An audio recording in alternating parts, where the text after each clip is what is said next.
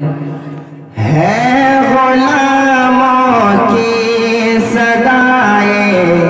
अब तो मैं खामोशी से पढ़ूंगा ही नहीं, मैं नाक पढ़ दिया, हजरत अली की भी तारीफ कर दी, लेकिन आप दीवाना क्या है?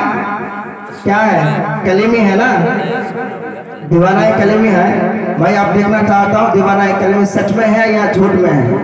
आज मैं प्रूफ कर लूंगा, आज मैं प्रूफ कर लूंगा जो यहाँ के लोग कलीमी के दीवाना है या नहीं है। कह दे या कलीमी, पेश कर रहा हूँ बुलाई से। है गुलामों की सदाएं सैयदी